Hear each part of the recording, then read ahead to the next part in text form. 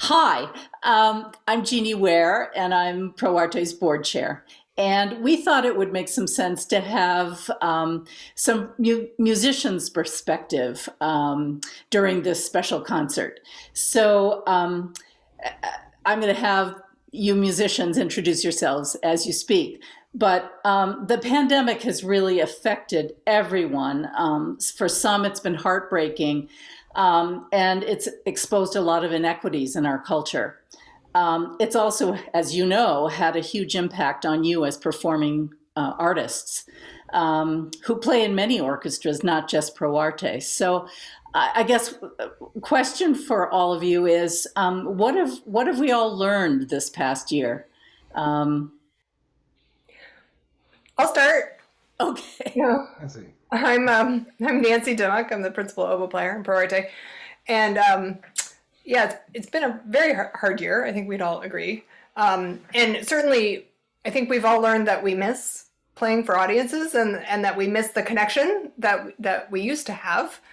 But I think we have also all seen that we can be resilient and that we can find ways. I mean, we've also learned some of the basics of learning how to use different technology and learning how to connect with audiences in a different way. But I think that just knowing that we can all come together and find ways to move forward has been somewhat empowering. But what do you guys think? Yeah, I think the usage of video and audio taping. Oh, hi, let me introduce myself first. I'm Ron Havertunian, principal bassoon in the Pro Arte Orchestra. I'm a big fan of video and audio technology. I love to listen to recordings, and I go on YouTube and check out performances that may be unique, especially old historical performances. And I think that during this past year and a half almost, by having us musicians perform online, I think it's been beneficial for us to not be so afraid of doing that. I know in the past, musicians were very protective of their quote product. You go into concerts, no recordings, no video allowed. Many performances would not even be audio taped for future historical or archival purposes and whatnot. And so a performance is completely lost after that 2 hour performance and whatnot. Mhm. At least now there's more documentation for performances, both good and bad. I mean, I think for us musicians, we're always afraid of producing something not worthy of being heard or whatever. But that goes with the business. I think live performances are the best. I'm not a big fan of editing or splicing things because it's artificial, it's synthetic, it's not real. It's just constructed artificially. So I've done fine with this past year and a half for myself to doing that technology, and I think we all have. I think Nancy, we've performed together, and Leo, I'm sure you have also. Would you like to add anything, Leo? And I wonder, the two of you, Nancy and Ron, are both wind players. And so you, in some ways, have been more impacted than some of the other musicians. Leo is a cellist, and he can play with a mask on, but you've had more restrictions, I think. Definitely. Yeah, I've had to play with a mask and a bell covering, which is completely wrong for the instrument. The bell covering ruins the acoustical nature of the instrument, changes the pitch. Playing with a mask is very uncomfortable because you can't put the reed very easily through the mask and whatnot. It may be easier for other instruments, but not for the bassoon. So um, I'm not even that worried. I know that the scientists or whatever have analyzed the problem and whatnot, but I don't see such a big issue Mhm. personally with playing most of the air doesn't even get through the instrument. The purpose of when we blow into an instrument is to produce a vibrating sound. So what you hear is the air vibrating out of the instrument. All that air is not being blown out or whatnot necessarily. So I don't think I think that the scientists aren't completely aware of how the sound is being produced. I don't know. What do you think, Nancy? Well, I mean, there have been studies that have shown that certain instruments, and mine is one of them, that there's certainly notes that we play that shoot the air out farther, but because my instrument's higher pressure than yours is, of course, but you're right. For the most part, it's not anything. And actually, I did an experiment myself at the beginning of the pandemic where I lit candles and I got my instrument really close to the candles to see if I could blow them out with, because the way you're right, the air comes out of the holes that are open.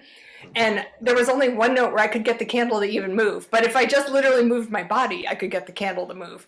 So I'm skeptical also of some of the studies that have been done because I mean, I couldn't get a candle flame to move. So, but yet, we haven't been allowed within 10 feet of each other for a year. So it's been a challenge for us, I would say, just because the winds have been verboten in a lot of places, but it's getting a little bit better now. And now that people are getting vaccinated, I'm super excited that we're going to be allowed in the same room together again. But how about you, Leo? Well, I think I would build on what you guys have both said, that we have really gotten some perspective on how important it is for us to connect with people at whatever obstacles are in the way of that. If they can be mitigated, we're trying. If it means we need to figure out how to become audio engineers and video engineers and to live stream our concerts, then if that's what it takes to connect what we do to people who need it, then we do. And I really feel for you guys having the impediments to your performing, like a bell cover or things like that. And I'm really looking forward to being able to play with you guys just like we did in the old days. But I in the sort of big picture, I'm heartened by how much it has meant for us still to be able to bring concerts to people through this time. And I hope that we can carry lessons from that forward. I would also say that the other thing that is huge for me that this strange year has been is how much it has reinforced the importance of us taking care of each other. And if that means that we can't play together or we can't be in the same room together or whatever it is, that's really the most important thing, that we keep each other healthy and safe and well. And then the next step is how do we come together for music? How do we share a moment around the stuff that we love? So, yeah, you said something just a minute ago about how do we move forward with this? So that's sort of my next question is how do we use what we've learned and as we look ahead, as we envision the next year or two in music? What do people think? Well, I think one of the things that we've learned, one of the great things about this whole time is that we've been able to connect with people who are not necessarily in the geographic area, right? We've been able to connect with people from wherever. And it would be nice if we could find a way to continue that, or at least to find a way to at least get our recordings out, or maybe, I don't know how we'll be able to do it, if we're going to record our concerts or video record our concerts and get them farther or whatever. But I think that that's been a nice perk of this time, is just having a bigger audience connection and a different audience connection, certainly. And I think we all miss live music and we all miss playing with an actual audience there. But if you can't get to a concert, it might be nice to have a way to continue that. But I mean, that's a much bigger discussion and it's complicated. But I think it's something we can think about. Yeah, I would say one of those obstacles that we worked on removing to be able to do what we've done over the last year was the physical, sharing of space. And once you remove that, we can bring Pro Arte Chamber Orchestra to the Ukraine or to Madagascar or wherever. The question will be, I think, what do people want and what are people comfortable with as things open up? I know there are days that I'm really tired of looking at the screen. I know other people experience that. Um, so it'll be interesting to see where our society in general and our friends in the audience in particular, where things move, and maybe it does make sense for us to continue some kind of hybrid model of performing live and also streaming, or doing more recording to get them out. I would love to hear from some of our audience friends about what they think. We're actually in the works of doing that. We're putting together a team of musicians and trustees to consult with audience about what is the safest way to start dipping our toes back into live attendance. So that is in the works. Well, I think that being away from live performances for a year and a half, both as musicians and as an audience, I think would give impetus to get back to it again. I know that for myself, I prefer seeing live concerts in a great hall just because of the sound quality, and there's nothing like live music in a great hall or a nice hall. I mean, no audio can replicate that, and just going out for an evening or an afternoon and making it a day of it, whether to go out or with friends or go out after for drinks and hear a concert that you might be interested in.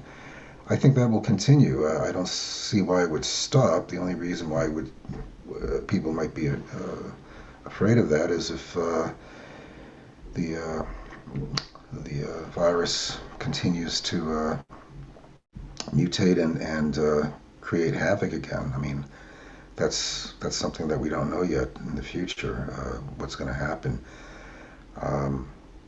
So we just... There remain many unknowns, but I think I